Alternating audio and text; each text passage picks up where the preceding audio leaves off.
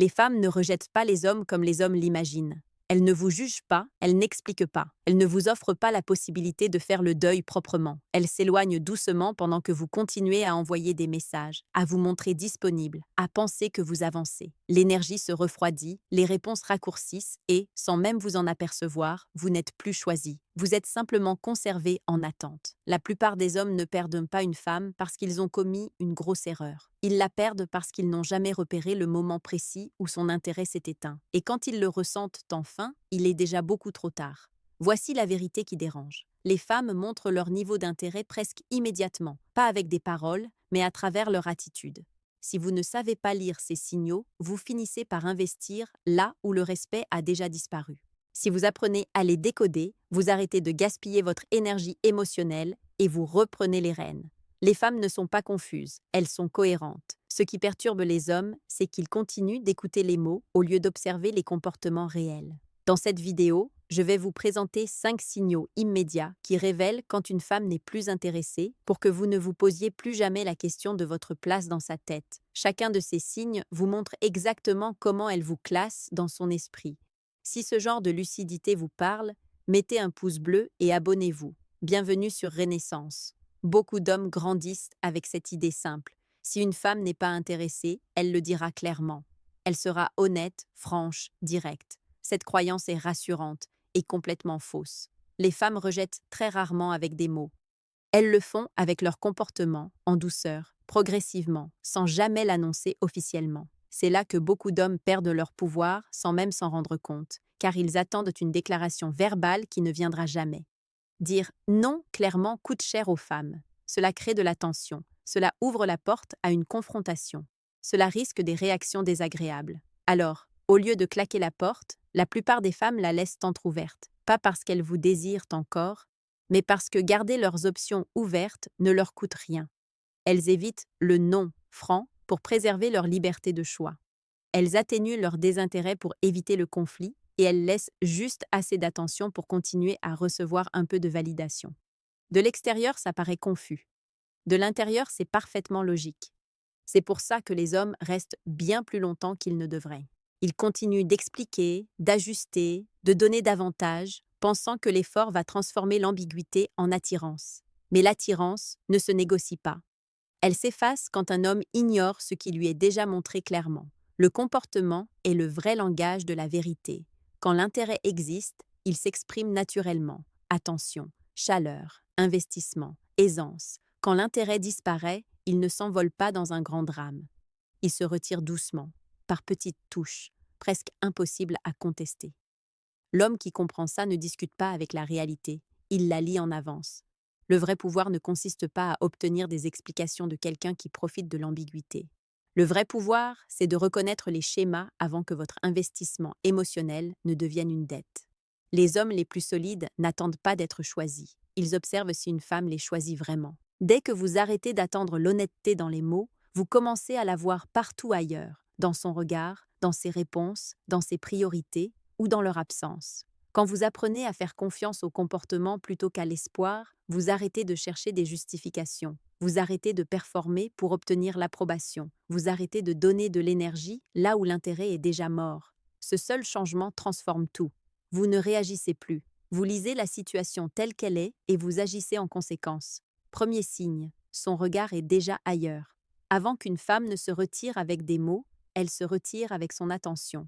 Et l'attention commence toujours par les yeux. Quand elle est vraiment intéressée, son regard se pose sur vous. Il reste. Pas par politesse, mais parce que rien d'autre dans la pièce ne lui semble plus important que vous. Mais quand l'intérêt baisse, son regard se détache et commence à vagabonder. Elle regarde au-delà de vous, par-dessus votre épaule, vers la porte, vers un mouvement, vers d'autres possibilités. Son attention se fragmente et ce n'est pas subtil quand on sait quoi chercher. Les yeux ne s'attarent plus. Ils s'agitent, se désengagent, bougent comme si elle était déjà ailleurs mentalement, parce qu'elle l'est. Beaucoup d'hommes interprètent mal ce signal.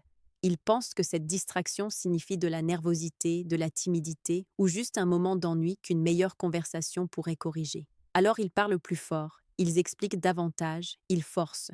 Grossière erreur. Une femme ne détourne pas le regard quand elle cherche encore à se connecter. Elle le détourne quand elle cherche déjà mieux ailleurs. Vous le verrez partout dès que vous cesserez de l'ignorer. Au bar, elle scrute chaque nouvelle personne qui entre. Au café, son téléphone sort en pleine discussion, pas parce qu'il a sonné, mais parce que son intérêt l'a fait. Dans les messages, elle laisse votre texto non lu tout en étant hyperactive ailleurs. Ce n'est pas qu'elle est occupée, c'est qu'elle priorise. Les femmes regardent ce qu'elles valorisent encore. Quand elle est intéressée, ses yeux reviennent naturellement vers vous. Quand ils ne reviennent pas, c'est qu'elle évalue déjà d'autres options.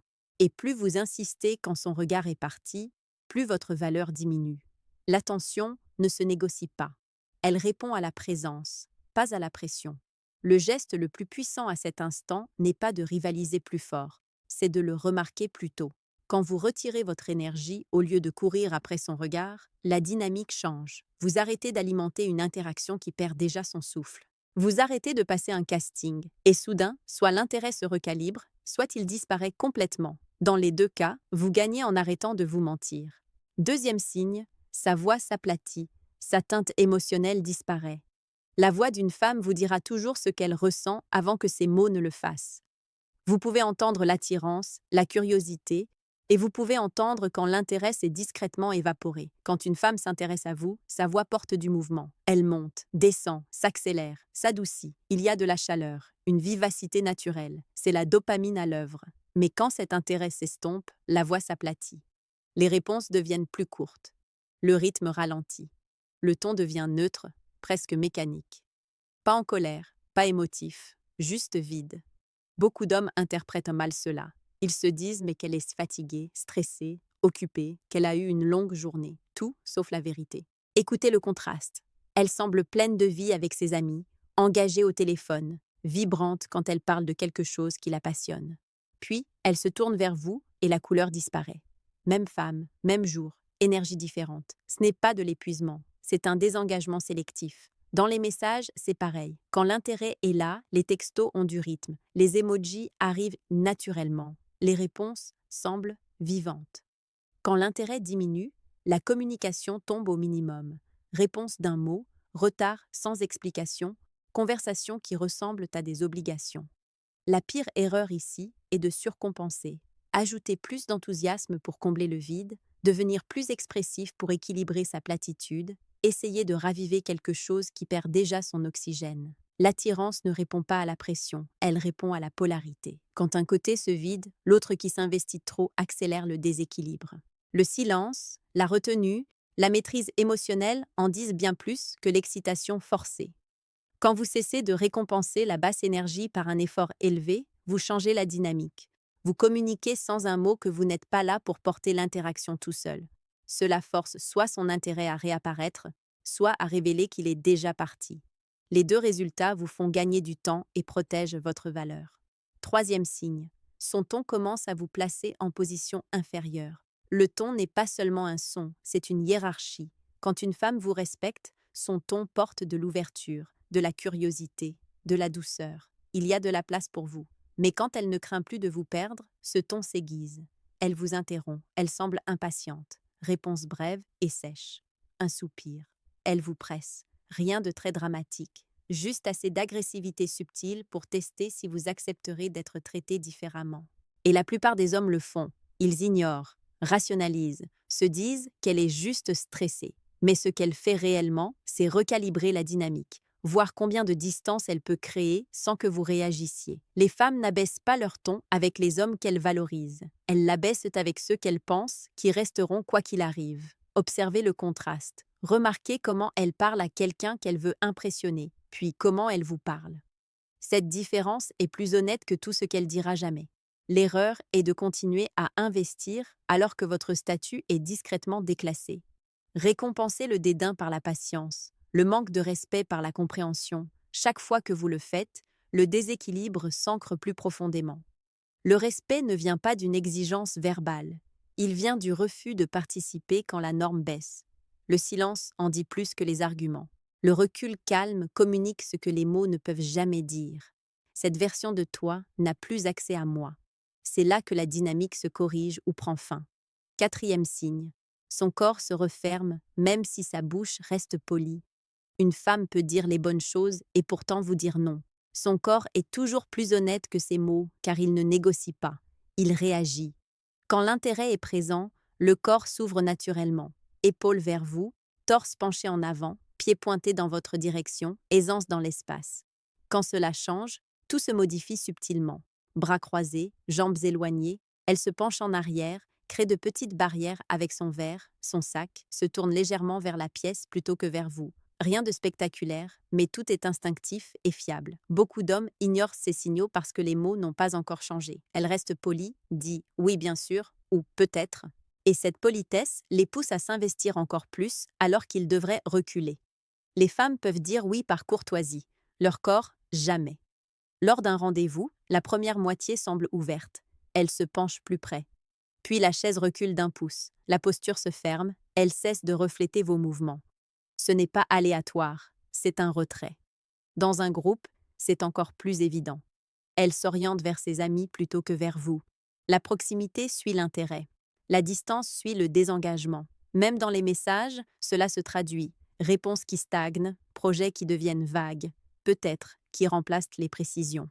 L'erreur est de continuer à avancer quand elle recule. Chaque pas en avant non invité diminue votre valeur perçue. L'attirance respire grâce à l'espace. Si vous ignorez son besoin de distance, vous étouffez le peu d'intérêt restant. L'homme qui remarque tôt ne discute pas. Il reflète la distance. Il se détend. Il cesse de pousser. Cette retenue force l'honnêteté dans la dynamique. 5e signe, le manque total d'investissement. C'est le rejet le plus bruyant car il supprime toute ambiguïté. Quand une femme est intéressée, elle investit, questions, énergie, participation. L'intérêt crée naturellement de l'effort.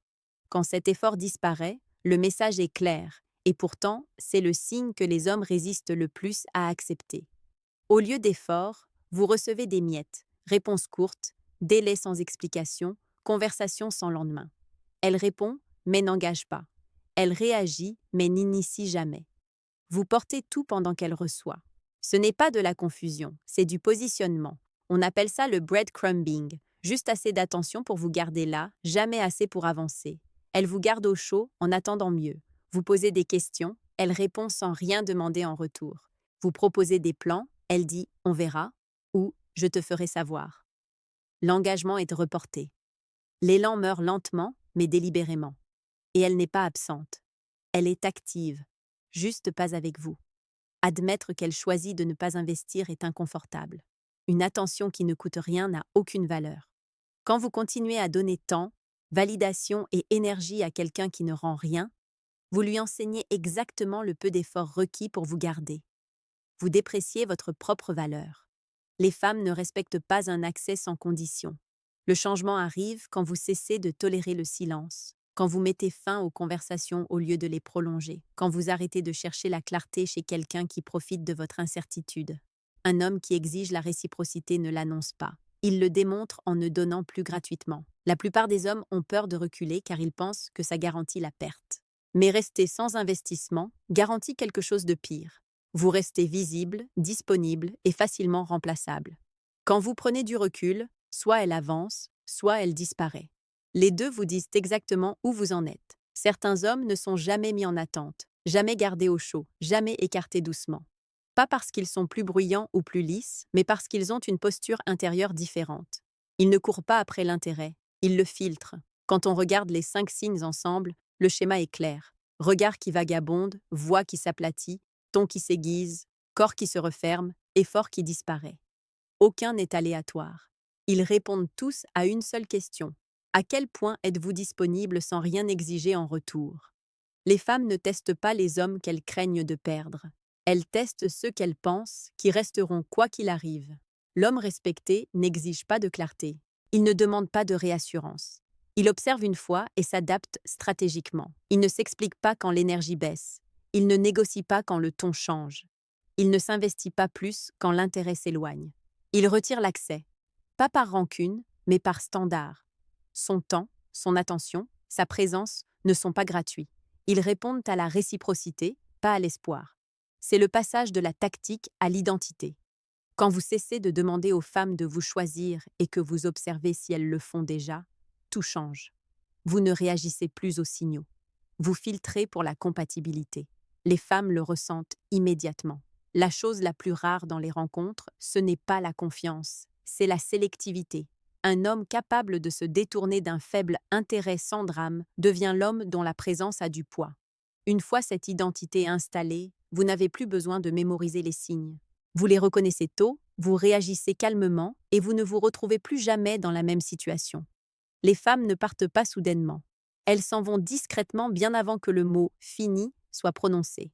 Quand la plupart des hommes réalisent donc que quelque chose cloche, la décision est déjà prise, non pas en mots, mais en comportement. L'intérêt ne disparaît pas du jour au lendemain. Il s'est retiré par fragments. L'attention s'est estompée. Le ton a changé. L'effort a disparu. Ceux qui souffrent le plus sont ceux qui ont continué à investir, espérant un retour à la normale. D'un côté, l'homme qui donne, s'adapte, attend jusqu'à l'épuisement et la confusion. De l'autre, l'homme qui remarque tôt, réagit calmement et refuse de rester là où il n'est pas valorisé. La différence n'est pas la confiance, l'apparence ou la chance. C'est la conscience et la volonté d'agir en conséquence. Si vous avez déjà eu l'impression de tout faire correctement sans être choisi, c'est parce que vous êtes resté trop longtemps après que les signes étaient déjà là. Quand vous arrêtez ça, tout change. Vous cessez de récompenser l'indifférence. Quand vous cessez de récompenser l'indifférence, le respect apparaît ou la situation se résout d'elle-même. Les deux vous protègent. Si cette perspective vous parle, abonnez-vous à la chaîne. Cet espace est fait pour les hommes qui veulent de la clarté au lieu de la confusion, de la force au lieu de l'autotrahison, des standards au lieu de l'espoir. Et si vous avez reconnu l'un de ces signes dans votre vie, laissez un commentaire. La prise de conscience commence par l'honnêteté. Partagez cette vidéo avec l'homme qui se demande encore et toujours « Pourquoi ça m'arrive toujours ?» Maintenant, il a la réponse.